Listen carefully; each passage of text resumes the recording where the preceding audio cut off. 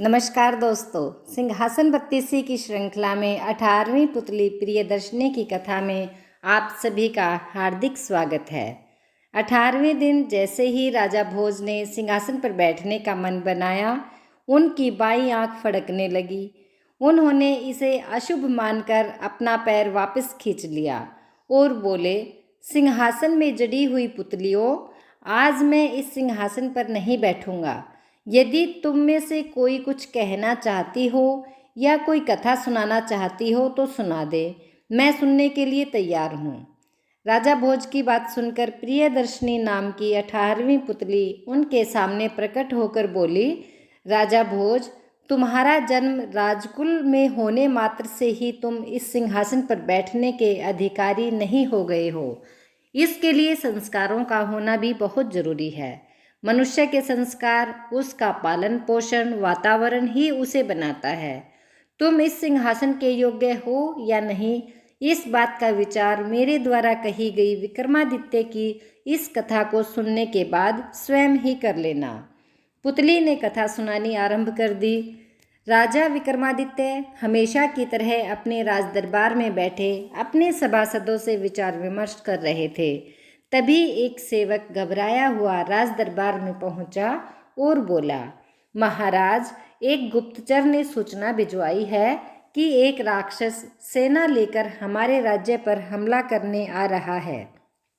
यह सूचना सुनकर विक्रमादित्य ने अपने सेनापति को आज्ञा दी कि वह सेना तैयार करे।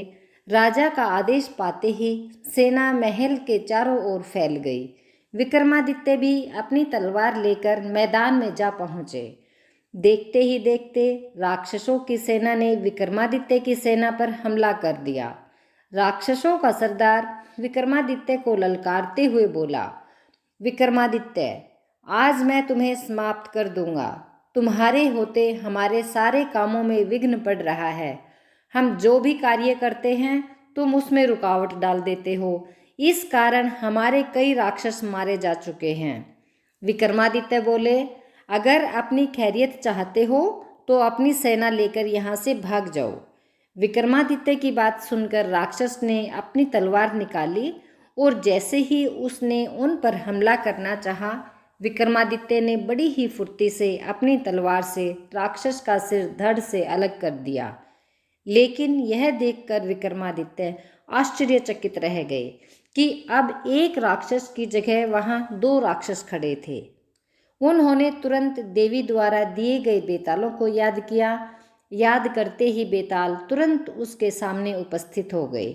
विक्रमादित्य ने उसके इस चक्कर के बारे में पूछा तो बेताल बोले, महाराज, इस राक्षस के पेट में एक मोहिनी है जो इसके मरते ही इसके जो 2 टुकड़े होते हैं उन पर मंत्र फूंककर उन्हें पुनः जीवित कर देती है।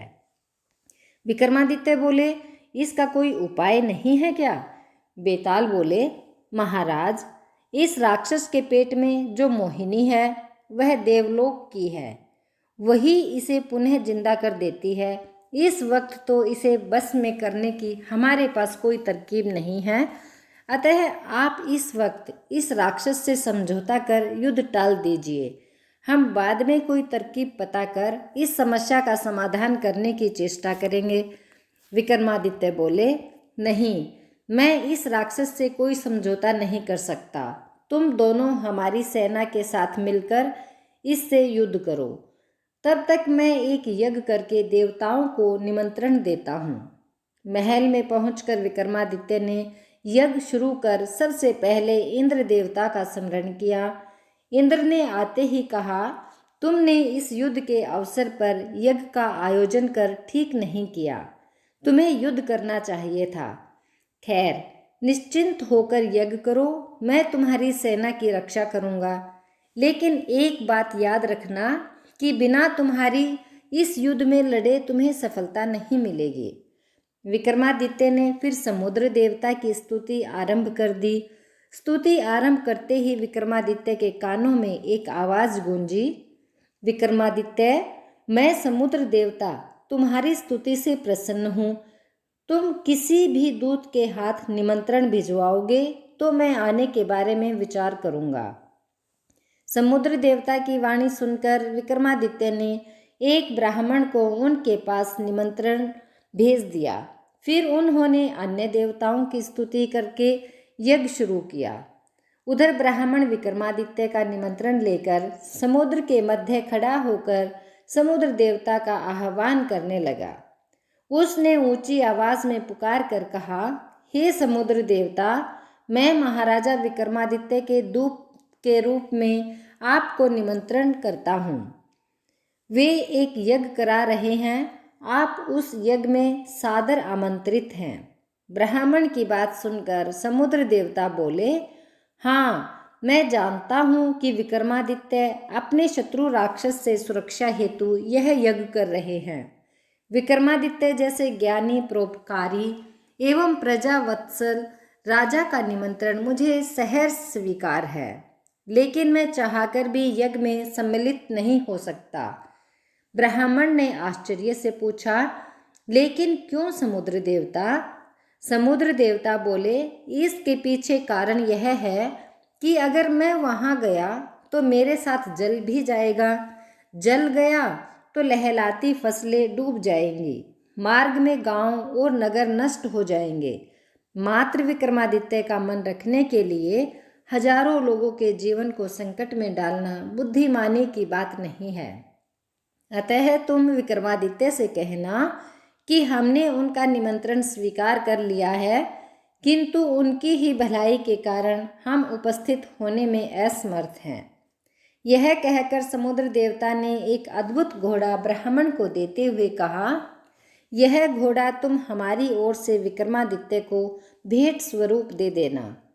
ब्राह्मण ने समुद्र देवता को प्रणाम किया और घोड़े की लगाम पकड़कर पैदल ही वहां से अपने राज्य की ओर चल पड़ा। ब्राह्मण को पैदल चलते देख घोड़ा मनुष्य की बोली में बोला, दूर का सफर है, पैदल क्यों चलते हो? मुझ पर सवार क्यों नहीं हो जाते? ब्राह्मण बोला, समुद्र देवता ने तुम्हें विक्रमादित्य का उपहार स्वरूप भेंट किया है, उसका उपयोग मैं कैसे कर सकता हूँ? घोड़ा बोला, तुम राजा के दूत हो। दूत का जब राजा का संदेश ज्यों का त्यों किसी के पास पहुँचाने का अधिकार है, तो उस राजा को प्राप्त उपहार का उपयोग करने का भी उस समय तक अधिकार है जब तक वह राजा तक न पहुँच जाए। यह सुनकर ब्राह्मण घोड़े पर बैठ गया। शीघ्र ही घोड़े ने ब्राह्मण को विक्रमादित्य के पास पहुंचा दिया। ब्राह्मण ने विक्रमादित्य को सारा वृतांत सुनाकर घोड़ा उनके हवाले कर दिया। यज्ञ समाप्त कर विक्रमादित्य समुद्र देवता द्वारा दिए गए घोड़े पर बैठकर युद्ध क्षेत्र में कूद पड़े। लेकिन राक्षसों का सरदार जितनी बार भी मरता, उतनी बार फिर से जिंदा होकर कई राक्षस और पैदा हो जाते। यह देखकर विक्रमादित्य ने बेतालों को अपने पास बुलाया और आज्ञा दी, तुम किसी प्रकार भी राक्षसों के सरदार को मेरे सामने जीवित पकड़ कर ले आओ। आज्ञा पाते ही बेताल राक्षसों के सरदार को पकड़कर विक्रमादित्य के पास ले आए। विक्रमादित्य ने भगवान का नाम स्मरण किया और तलवार उसकी नाभि में घुसेड़ दी। तलवार घुसते ही उसकी नाभि से अनोखा रक्त निकला और देखते ही देखते वह रक्त एक स्त्री में बदल गया। उस स्त्री ने जमीन से मिट्टी उठाकर राक्षस के दोनों कंधों पर डाली। राक्षस सरदार जिंदा हो गया और उसके साथ 2 राक्षस और आ गए। यह क्रम कई बार चला। तभी विक्रमादित्य के कानों में इंद्र की आवाज गूंजी। विक्रमादित्य, फौरन बेतालों को आदेश दो कि वे इस स्त्री को अपने वश में कर ले। विक्रमादित्य का आदेश पाते ही बेतालों ने स्त्री को पकड़ लिया। तब स्त्री ने विक्रमादित्य से कहा, विक्रमादित्य, मृत्यु लोक का कोई भी प्राणी मुझे नहीं पकड़ सकता। मैं देवलोक की दासी हूँ। एक बार देवताओं की आज्ञा न मानने के कारण उन्होंने मुझे इस राक्षस की सेवा में भेज दिया था, किंतु आज मैं तुम्हारे शौर्य के कारण मुक्त हो चुकी हूँ। अब मैं देवलोक को जा रही हूँ। राक्षसों के सरदार के मरते ही उसकी सेना मैदान छोड़कर भाग गई। युद्ध समाप्ति के 2 दिन बाद विक्रमादित्य अपने दरबार में बैठे अपने सभासदों से विचार विमर्श कर रहे थे। तभी एक सेवक ने सूचना दी, महाराज, द्वार पर एक राक्षस आया हुआ है और आपसे मिलने की अनुमति चाहता है। यह सुनकर विक्रमादित्य आश्चर्यचकित होकर बोले, राक्षस? अब राक्षस का यहाँ क्या काम है?